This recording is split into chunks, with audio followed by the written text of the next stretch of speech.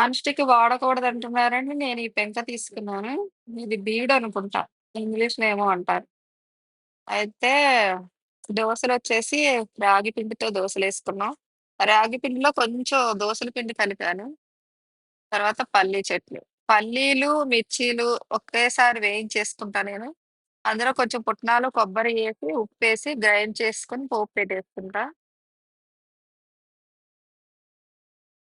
ఇందులోకైతే ఆకుకూరలతో చేసిన చట్నీలు బావుంటాయి.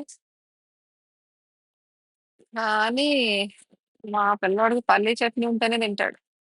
అందుకనే పల్లీ చట్నీ వేసా. సరే మరి మట్టి దాకలు కొందామని ఎళ్ళాము నిన్న. వామ్మో!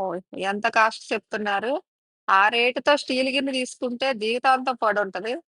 కానీ అంత రేటు చెప్తున్నారు. వాటికి కూడా కలర్‌లేసారు. కలర్‌లేయటం వల్ల మళ్ళీ ఆ కలర్ కరిగిపోయి, మళ్ళీ కర్రీలో కలిసిపోతాయో అని భయమేసి మళ్ళీ కొనకుండా వచ్చేసా. ఒక్కోటి 1200, 1300 అలా చెప్తున్నారు. పెద్ద పెద్ద దాకలు. ఇక మళ్ళీ వచ్చేసాను. తర్వాత కొనుక్కోవచ్చులే అని. అసలు నాకు జావ ఎంతకనో నచ్చదు. రాగి జావ. అందుకని నేను ఇలా దోసలే ఏసి తింటా. దోసలైతే పెసరట్టు టేస్ట్‌లో వస్తది. తినడానికి బావుంటది. ఒక 3 దోసలు తింటే కడుపు నిండిపోద్దింక. సాయంత్రం వరకు ఆకలేయదు. ఏసుకుంటే ఇందులో కూరలతో కూడా నంచుకు తినేయొచ్చు.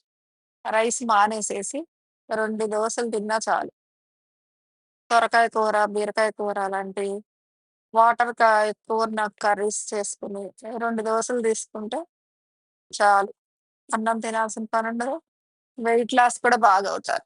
ఇలాగే ఓట్స్ కూడా గ్రైండ్ చేసేసి, పెరుగు కొంచెం వేసి, బియ్యం పిండి కొంచెం వేసి కలిపి, ఓట్స్ దోస కూడా వేసుకోవచ్చు.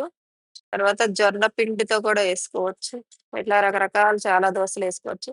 సొరకాయ గ్రైండ్ చేసేసి, అందులో కొంచెం రాగి పిండేసుకొని, సొరకాయ దోసలేసుకోవచ్చు.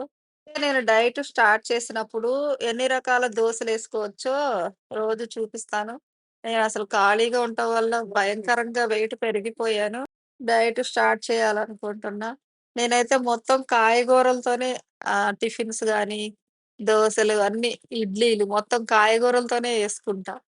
యేసుకుంటే మంచిగా వెయిట్ తగ్గుద్ది.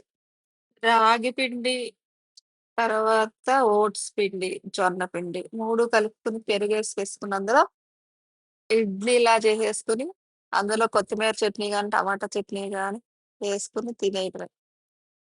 వెయిట్ ఎంత తొందరగా తగ్గిపోద్దంటే 1 మంత్‌లో 10 కేజీలు తగ్గిపోద్ది.